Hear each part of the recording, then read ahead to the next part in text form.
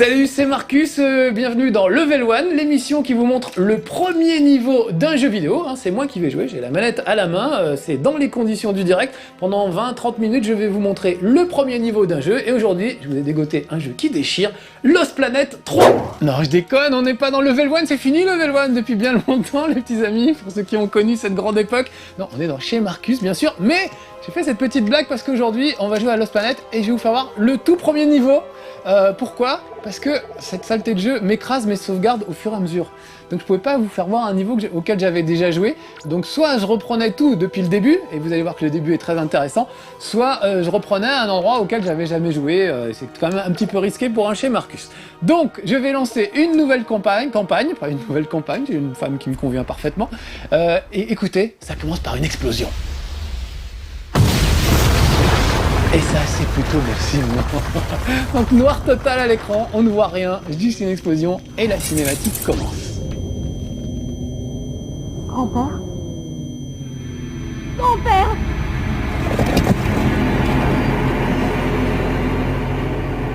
Pitié. Pitié, dis quelque chose, je t'en prie. Diana. Quoi? Qu'y a-t-il? Tu es sur ma main. Ah, j'adore cette blague, ça commence, c'est super émouvant et tout, et boum, il m'écrase un peu la main. Voilà, c'est tout, ça révèle ce jeu, dès cette première seconde, on a tout compris. Ça va être du grand spectacle, ça va être comme d'habitude de l'action, en veux-tu, en voilà, de la bonne grosse série B, mais avec en même temps un peu d'émotion, c'est très très bizarre. Au début, je me suis dit, non mais ils se prennent pas au sérieux, c'est pas possible. Et finalement, apparemment, si, ils se prennent au sérieux la plupart du temps. Mais, je sais pas comment vous expliquer, on se prend au jeu avec eux finalement, plus on rentre dans le jeu, plus on l'apprécie. J'ai trouvé qu'il était vraiment très très réussi au final. Bon, je vais essayer de passer cette séquence cinématique, si là tout start veut bien fonctionner, voilà, parce que quand même, étant donné que c'est le tout début, il va pas se passer grand chose tout de suite, donc il faut qu'on avance et qu'on aille directement à l'essentiel. Mais en tout cas, ça va nous permettre, ce premier niveau, de faire un petit tour d'horizon. Donc regardez, je m'écrase sur une planète inconnue en compagnie d'Arnaud Montebourg, que vous allez voir tout de suite. Alors ça c'est le héros, ça c'est moi, il a une tête de rongeur assez bizarre, j'aime pas le coup du héros. Mais c'est pas pire que le sosie d'Arnaud Montebourg que vous allez voir tout de suite. Ça dépend de l'impact de la tempête sur notre trajectoire. En revanche, la balise indiquant notre position à l'escouade de sauvetage a été arrachée pendant le crash.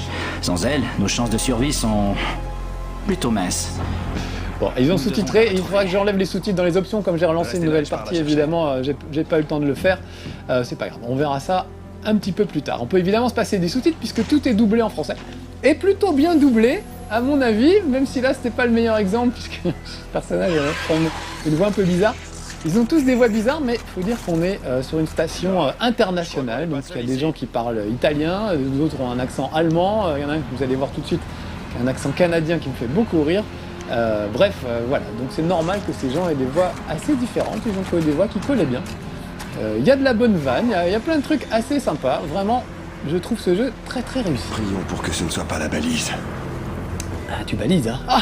Moi aussi je peux faire de la blague pour lui, si je veux. Donc c'est non pas la suite de Lost Planet 1 et 2, mais la préquelle, ça se passe avant. Oh, il est tombé dans un trou.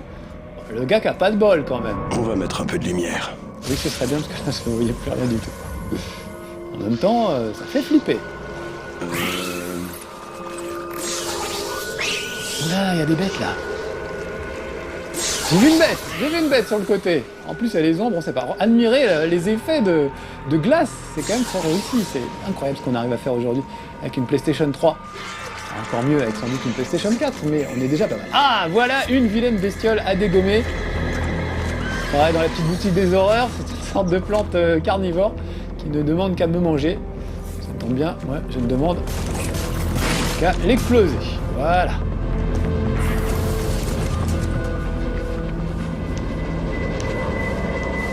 Allez, je vais continuer.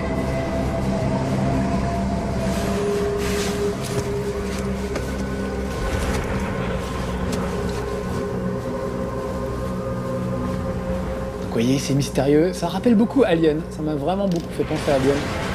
Oh, encore un trou, le gars qui a pas de bol. Vraiment, c'est pas possible. Et puis il est pas tombé dans un endroit très accueillant. Pas de bol. Ah oui, alors tout de suite, comme j'ai relancé une partie, évidemment, mes réglages ont été perdus. C'est-à-dire que j'avais ralenti un peu la visée parce que je me trouve beaucoup trop nerveux, vous voyez. On se retrouve trop vite à... Enfin, je veux dire, le curseur se déplace beaucoup trop vite et du coup, moi, j'ai un mal fou à viser. Je suis un garçon lent, donc il va falloir que je fasse des petits réglages. Peut-être pas d'abord m'occuper de ces saletés de plantes carnivores et après, on verra si on peut faire des réglages. Voilà. Saleté de bestiole. Allez, je continue. Vous voyez, c'est quand même beau, hein, toute cette neige et tout. Alors, on revient à la base de Lost Planet, une planète complètement hostile. On est en fait les premiers colons sur cette planète. Pour le moment, personne n'y a mis les pieds et c'est notre premier jour de boulot. Je suis obligé d'y aller à la main. Bon, je vais vraiment faire mon petit réglage. Excusez-moi, je reviens dans 2 minutes, on va faire un fast-forward parce que c'est chiant, mais je vais aller régler ma manette tout de suite dans le jeu. A tout de suite. Excusez-moi les petits amis, ma petite cuisine interne, ça ne vous regarde pas. Voilà, c'est juste, c'est pas un cheat mode, hein, c'est juste que tout simplement, j'arrive pas à viser moi quand le curseur bouge trop vite, donc j'ai juste ralenti les axes X et Y. Et voilà qui est fait. Regardez ça, on sera aussi dans Starship Troopers, ça me fait beaucoup penser à Starship Troopers. Quand même pas mal de second degré hein, dans ce jeu. Je peux encore en dégommer quelques-uns, regardez, ça vient de partout. Heureusement, je suis à couvert.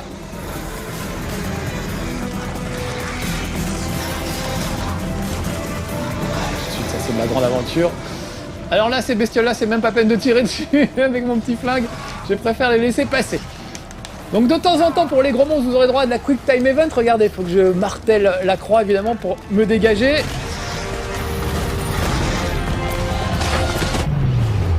Et heureusement, quelqu'un vient à ma rescousse. Tant mieux. Alors des fois, là, c'est des petits monstres, mais vous allez vraiment affronter des monstres gigantesques. Regardez, première apparition du mecha. Pas de panique, Candice. La cavalerie est arrivée. C'est lui, le Canadien. C'est mon camarade canadien. Un charge de revanche. Maudit tabarnak, t'embête pas avec tout ça. Retourne dans la navette. Et te fais pas marcher dessus. Maudit tabernacle. Voilà, donc j'arrive à un temps de chargement, parce que c'est le gros défaut de ce jeu. Des temps de chargement, mais épouvantables. Super chiant pendant super longtemps. Merci. Alors revoilà Arnaud Montebourg, qui ne veut pas qu'on l'appelle Kim. Je l'appelle Arnaud alors. Le Canadien sympathique, là, c'est la roche. Bon, t'aurais pas un fusil de longue portée, des fois? Pas sur moi, non. Mais quelque part dans le vaisseau, j'ai un 3006, une sorte d'héritage familial. Je ne sais pas où je l'ai rangé d'ailleurs. Sinon, j'ai mon flingue. Bon, ça ira. Attends une seconde. Je m'en vais retrouver la sécurité relative de l'intérieur. Bon, et bien, bonne chance. Bonne chance à toi, Arnaud. Faire du redressement productif à l'intérieur de la base, cette espèce de gros lâche. Alors que nous, on va scoltiner les extraterrestres à l'extérieur. Donc vraiment, ça rappelle Alien. On vous envoie sur des missions chaque fois que vous partez avec votre mecha qui est assez lourd, qui avance pas très vite, jusqu'à une zone d'intervention où vous devez réparer des trucs, c'est pas très intéressant. Et vous faites toujours attaquer par des bestioles en cours de route, évidemment. Donc, ce qui est assez marrant, c'est qu'on a vraiment l'impression d'aller travailler, en fait, à chaque fois. On a l'impression d'aller au boulot. C'est un peu laborieux, puis il se passe des trucs en chemin qui font que ça devient plus sympa. Mais il y a vraiment une espèce de pesanteur, de trucs qui rappellent vraiment le premier Alien. Vraiment, c'est des travailleurs dans l'espace, des mecs pas très bien payés. C'est pas les aventuriers, quoi. C'est des types qui font leur boulot et qui s'ennuient un petit peu. On retrouve un peu ça dans Lost Planet. Heureusement, l'ennui est vite brisé par les créatures qui se baladent. Regardez, en voilà quelques-unes. Je vous en prie, allez-y, tuez-les. D'accord, je vais C'est ça m'en ce qu'il occuper. appelait des créatures indigènes non belliqueuses, le recruteur? Ah, mon pote, tu vas devoir prendre ce que raconte Navek avec des pincettes. Et même des pincettes, monseigneur. Ah, je vous disais qu'il y avait de la vanne, hein, attention. Dis ce que tu veux, mais elle posait les bonnes questions. Bah oui. C'est vraiment écrit comme un film de série B, on a l'impression d'être dans un bon vieux film des années 80. Je trouve ça vraiment très très réussi à ce niveau-là, et du coup comme moi j'étais congelé dans les années 80, une planète congelée qui ressemble à un film des années 80, ça me va parfaitement. Et au début j'ai vraiment pris au second degré comme des films comme Starship Troopers par exemple, qui sont vraiment assez drôles au second degré, et qui sont faits au second degré finalement. Et là je trouve qu'ils se prennent au premier degré, et on se laisse vite entraîner aussi avec eux dans le premier degré, on finit par y croire. Parce que ces personnages, vous voyez, ont des petites répliques assez humaines. Même le porno finissait par devenir chiant à la fin, tellement il s'ennuie. Lui est en contact avec sa petite femme, ils s'envoient des messages vidéo l'un et l'autre, que vous verrez peut-être tout à l'heure. Donc tout ça, ça les rend vachement humains. Et puis mine de rien, on s'y attache à ces personnages. Et du coup, ça fonctionne. Évidemment, il reste de l'action pure et dure. Mais il y a aussi un peu d'émotion. Et je trouve ça plutôt réussi. Alors regardez, là j'ai droit à mon radar parce que je ne suis pas loin. Ouh là là. Parce que je ne suis pas loin du mecha qui sert de radar. En fait. Dès que je vais m'éloigner du mecha, ça va être beaucoup plus difficile. Je n'aurai plus de radar à ma disposition. Bon, là je fais un peu n'importe quoi. Il faut que je me ressaisisse. Alors je peux y aller au corps à corps, hein, j'ai le droit. Regardez, bim, un petit coup, ça marche pas. Je ne sais pas pourquoi. Ah, j'ai pas encore mon couteau, voilà pourquoi. Mais oui, c'est vrai, je démarre l'aventure, excusez-moi. Eh oui, j'ai un peu oublié le début de l'aventure du coup. Donc moi j'ai avancé un peu, je trouvais ça très sympa, même si les missions sont un peu répétitives, il y a vraiment des trucs laborieux. Mais on peut se dire que ça fait partie du jeu. Je trouve que voilà, ce gars s'ennuie dans sa petite station spatiale avec ses quelques potes. Donc du coup on ressent l'ennui et finalement c'est peut-être pas si mal que ça. Ouais, je vois ce qui cloche. Donne-moi une minute. Alors le sang des extraterrestres est en fait un carburant qu'on est venu extraire sur cette planète, donc il faut pas oublier de le ramasser dès qu'on peut. Je sais ce que je fais. Allez, première réparation, ça commence. On entend qu'il y a des bêtes, mais apparemment elles ne sont pas là, donc j'en profite, on va faire les réparations. Et les réparations c'est toujours un petit peu du quick time event ou des trucs dans ce genre là, donc avec les deux manivelles je vais chercher voilà, le meilleur endroit pour réparer. Voilà, il faut que les deux trucs soient en blanc. Ça accélère la réparation. Attention, tu as de la compagnie.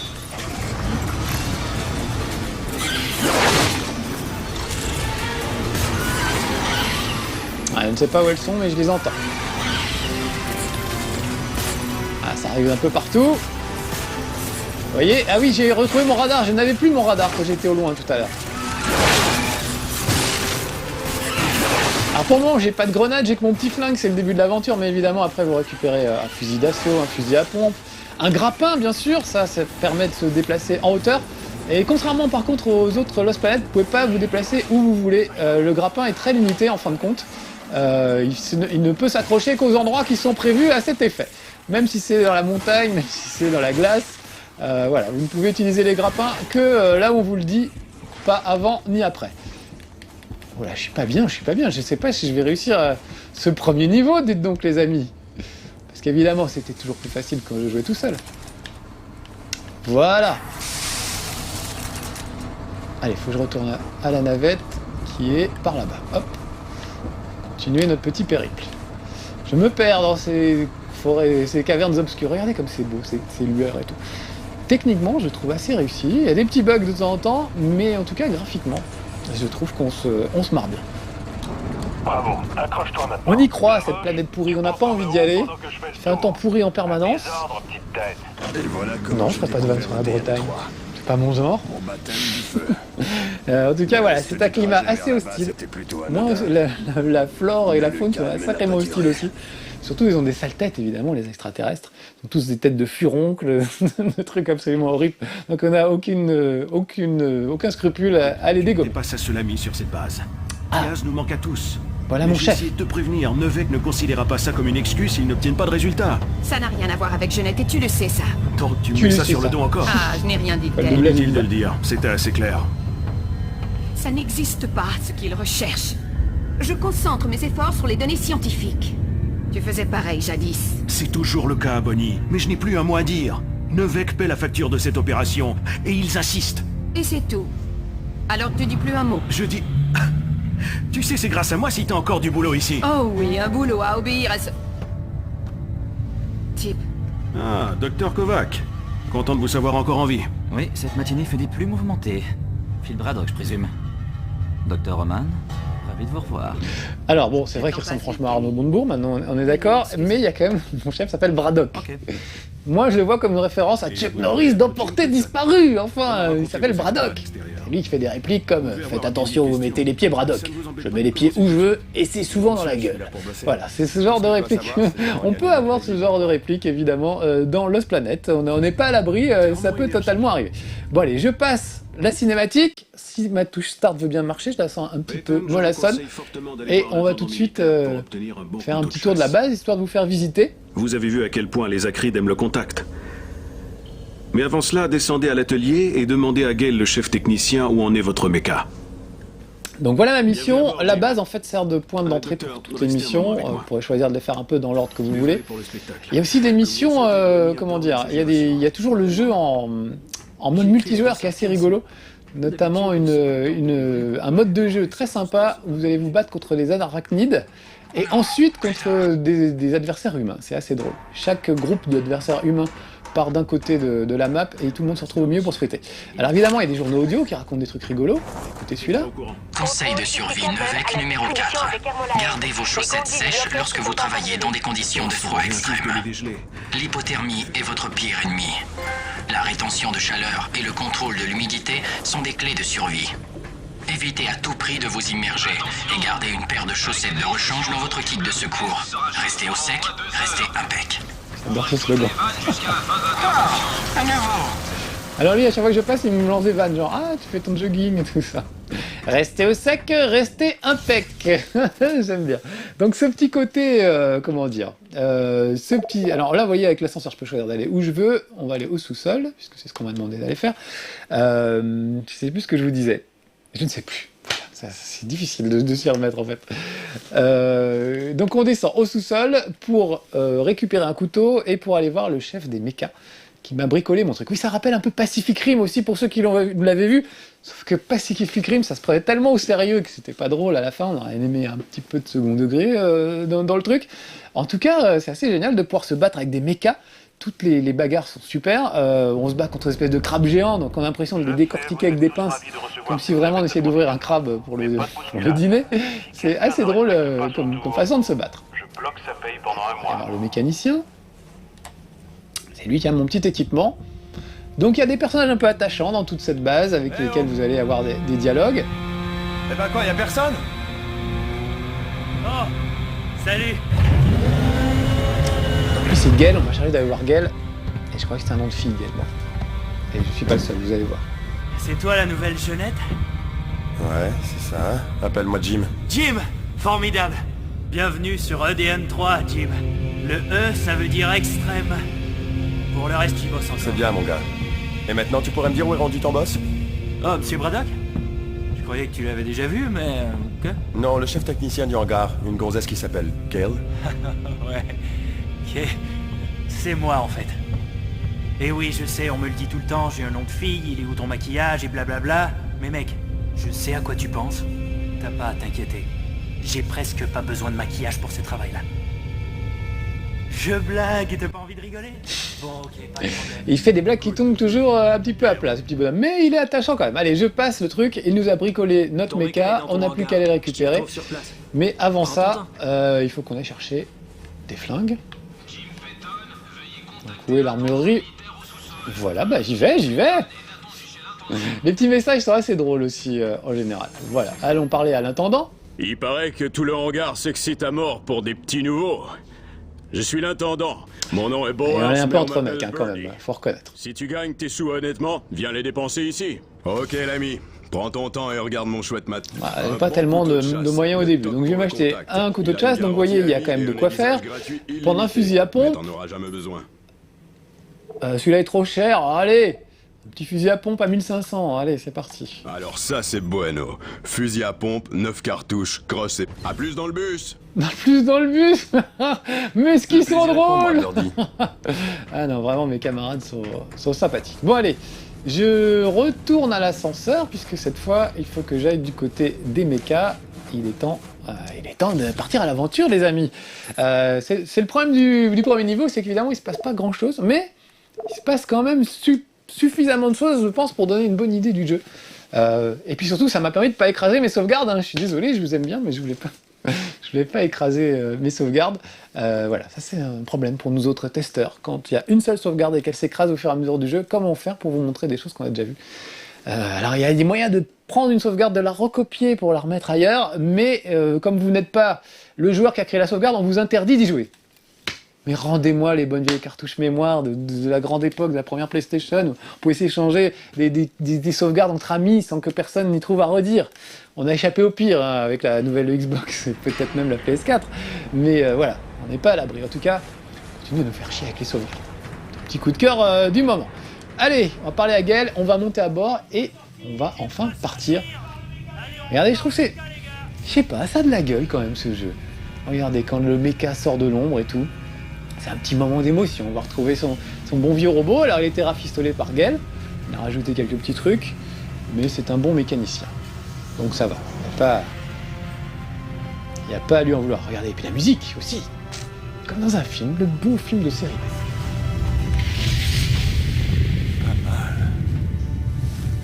Pas mal du tout. Merci. Mais ça, c'était inutile. Alors, par contre, il a installé un gadget super, regardez. La corde. T'es prêt à essayer ça? Des rétracteurs hyper tendus et imperméabilisés. J'appelle ça le Cockpit Express. T'en as à l'avant et à l'arrière. Accroche-toi, donne un coup sur la corde et zoom! Zoom, ça veut dire se jeter contre un truc en métal en partant de 10 mètres plus bas et en espérant ne pas mourir? Tu préfères te faire bouffer? Ouais. Alors ce sera Zoom. Regardez cette classe. Pas rassuré, mais il va le faire quand même. Et voilà, ça permet de monter super vite à bord d'un mecha. Et ça, c'est vraiment bien parce que dans les combats, vous allez pouvoir à tout moment descendre du mecha pour vous friter à la main, balancer quelques grenades et remonter dedans. En plus, à chaque fois que vous remontez dedans, vous faites le plein de grenades et de munitions. Donc c'est assez pratique. Bon, alors d'abord, évidemment, je vais me taper le petit diagnostic. Il va falloir vérifier que tout ça marche. Ok, le mecha a passé tous nos contrôles techniques, mais voyons si les servomoteurs fonctionnent comme tu aimes. Vas-y, essaie ton bras avec la fourche. Alors, la fourche. Hop. Le bras avec la fourche. C'est ton mecha, non? Bravo. Voilà, la Maintenant, pince. teste les servomoteurs du bras avec la Je dis perceuse. la pince, moi je dis la fourche, on parle pas le même truc. Donc, Bravo. bim, T'as vu un à petit quel point coup. ton bras bouge plus vite? C'est mon petit cadeau. Allez, encore quelques tests. Maintenant, la perceuse. Voilà, ça c'est bien. Donc quand vous ouvrez un crabe, vous le prenez avec la pince à gauche, vous l'ouvrez à coup de perceuse. C'est vraiment tous les outils absolument parfaits. Et je peux aussi me défendre pour bloquer les coups et même pour contre-attaquer. Ça permet par exemple de faire tomber un crabe sur le dos, après on peut le buter. Je dis des crabes, mais vous allez voir que c'est pas du tout des crabes. C'est des extraterrestres vraiment dégueux qui ont quand même le... comment dire? Ah oui. Ah, grand moment quand on peut enfin bouger avec un mecha. Et regardez cette base, j'adore. On a l'impression d'être sur la base Echo de Hoth dans Star Wars, dans l'Empire contre-attaque. Forcément, moi ça me parle. Et comme dans Star Wars, on va partir à la recherche d'un collègue disparu. Ouais, apparemment le gamin connaît son boulot. Je vais quand même m'en assurer en faisant un tour. Votre copain le Canadien est encore dehors? Ouais. Il ne répond plus aux messages radio. Bon, et si j'allais le chercher? Je sais à quel endroit on s'est séparés. Donc on va aller chercher. Et juste regardez l'intérieur du cockpit, il a été personnalisé. Vous voyez la petite bonne femme à gauche qui danse, la petite hawaïenne, c'est assez rigolo. J'ai aussi une photo de ma femme qui est devant sur le cockpit là, un peu en haut à gauche. Voilà, donc c'est un peu personnalisé et j'aurai même tout à l'heure droit à l'autoradio avec lequel je pourrais écouter des musiques. Bon, seul vraiment défaut, c'est temps de chargement. Il y en a quand même beaucoup et vraiment dès qu'on sort d'une zone, on a droit à un temps de chargement, c'est un petit peu pénible. Comme on a beaucoup de choses à voir aujourd'hui, j'aimerais vous en faire le maximum, je vous propose qu'on zappe les temps de chargement. Mais je vous aurais prévenu, ils sont longs et pénibles. Allez, zappons et gagnons quelques secondes. Ah, ça fait du bien hein, quand vous avez de la chance, on vous zappe les temps de chargement. Nous, on se les mange hein, avec Alex. On est là, on attend. Alors, allons-y. Regardez comme c'est beau. Franchement. Moi ça. Bah, arrête de répéter tout ce que je dis. Alors ça avance pas très vite un mecha, mais c'est costaud. Et quand vous avez affaire à des sales bestioles, c'est toujours efficace. Eh bien, tu décides C'est ma que ce n'est petite pas femme. du tout bizarre d'avoir une conversation à sens unique avec toi. Pas bizarre du tout. Ouais. Oh, et j'ai songé que tu pourrais avoir besoin de musique pour ne pas perdre la boule et pour que tu penses à nous là-bas, alors... Il y a une playlist pour toi attachée à ce message. Espérons que la magie opérera et que tu puisses l'écouter lorsque ton mecha fonctionnera. Ok? Alors y a rien d'autre. Dis-moi juste si t'es bien arrivé, ok? Tu me manques déjà. Donc voilà, donc maintenant j'ai droit à ma petite playlist dans pas longtemps, après un temps de chargement, qu'on vous zappe parce qu'on est comme ça sur nos lives. On zappe. Alors j'ai pas encore droit à ma playlist en fait, parce que là faut que je travaille, mais sinon vous sachez que vous pouvez travailler avec des petits airs de country dans l'oreille et tout, c'est assez sympa. Puis regardez, la perceuse est quand même très efficace sur les stalagmites et les stalactites. Oh là, il reste pas grand chose du méca de ce pauvre Laroche, de cette année Laroche. Elle a cassé son char. Donc je crois qu'il va falloir que j'aille à pied, puisque c'est un peu plus bas que ça se passe. Donc allez, je sors. Regardez, j'admire ma bestiole, hein, et je peux vraiment monter à tout moment. Ah, cette fois j'ai mis la main sur des grenades à fragmentation, pour pouvoir profiter un petit peu. Allô? Allô? Allô? Allô? Allô? La Roche, tu es là? Tu es là? Ils font des petites blagues, c'est drôle. En fait, j'ai commencé à m'attacher au personnage à cause de ces journaux, de ces petits messages qui s'échangent avec sa femme. Ça le rendait finalement assez humain. Et on avait envie de s'occuper de son sort à ce pauvre garçon.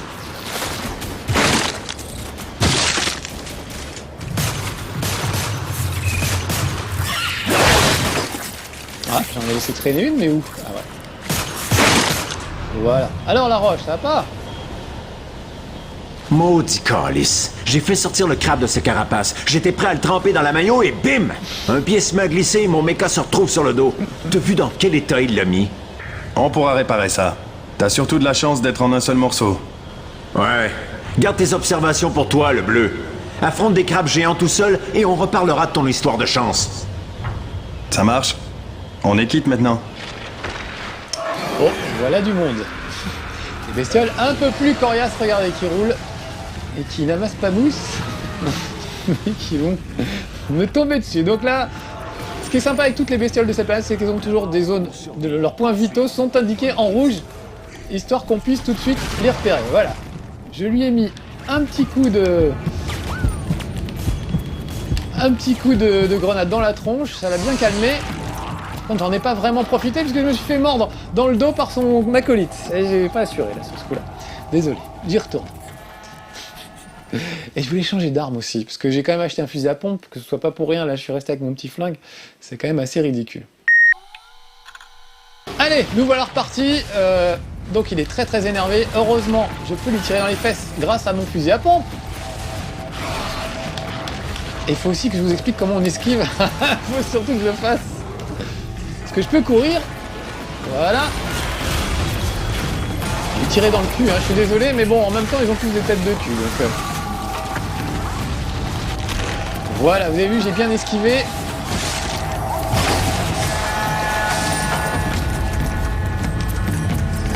Voilà, je recharge. Voilà un autre.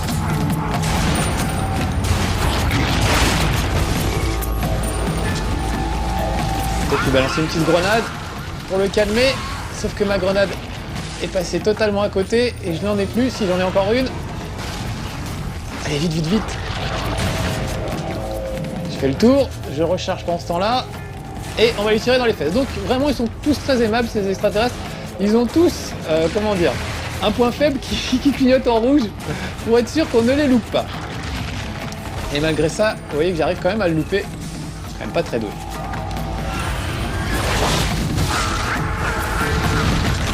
Hop, une bonne esquive, tant mieux. Ouah. Voilà. Ah bah mon pauvre la roche, on a eu chaud au mèche.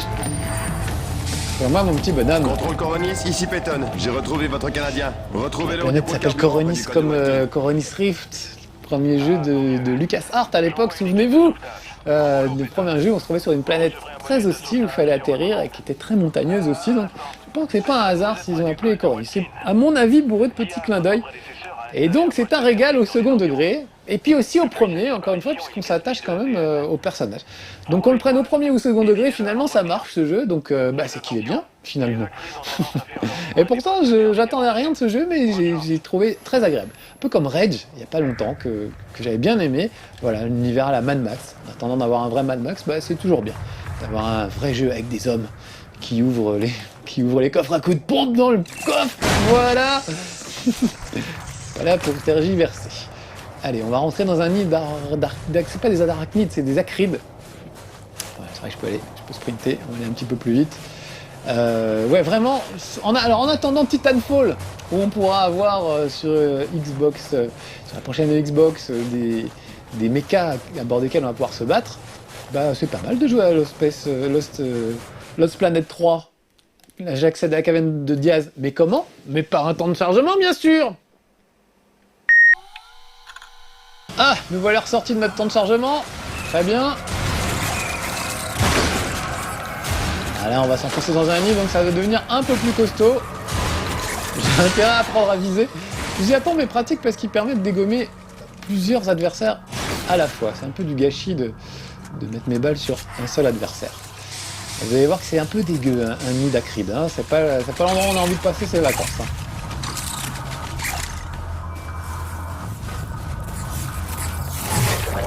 Carrément, ça c'est des trucs d'où jaillissent des tas de bestioles, donc une petite grenade et on n'en parle plus.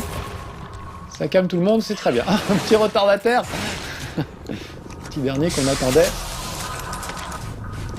Mon flingue est chargé. Pas bien.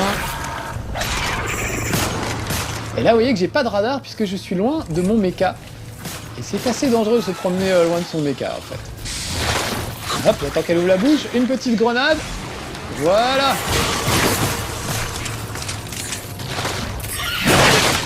Ah, encore derrière. Ça c'est bien de pouvoir se tourner un peu dans tous les sens. C'est assez pratique et ça donne des combats assez, comment dire, assez nerveux, assez rigolos. Et regardez, ces espèces d'œufs dégueulasses sont en fait des mines antipersonnelles. Ça va bien se passer. Ils ont des œufs qui fonctionnent comme des mines antipersonnelles. Ça veut dire que si on tire dans l'un, ça peut provoquer une réaction en chaîne et faire exploser tous les autres autour. Ce qui peut être pratique, hein. Il y a des moments où effectivement ça va être utile. Permettre de dégommer plein d'aliens d'un coup. Puis il y a des fois où ça va être un peu plus dur.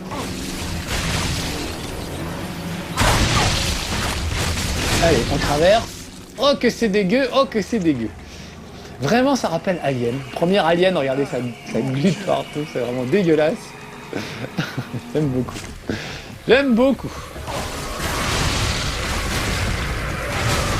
Allez, on va aller droit au but. Le nid est là-haut, donc je vais y aller carrément. Balancer une petite grenade là-dedans. Et peut-être même mourir ici, si je me débrouille mal. Mais voilà, au moins, on va cesser de générer des extraterrestres. Oh mon dieu, je me suis fait tuer! C'est affreux! Bon, je crois que c'est pas la peine d'aller plus loin, vous aurez compris le principe de Lost Planet 3. Je me suis régalé, vraiment, j'en attendais pas grand-chose, mais j'étais agréablement surpris, j'espère que ce sera le cas pour vous aussi. Voilà les petits amis, c'est terminé pour aujourd'hui. On se retrouve dans un prochain chez Marcus, et non pas un level 1 pour de nouvelles aventures. Soyez sages, ciao!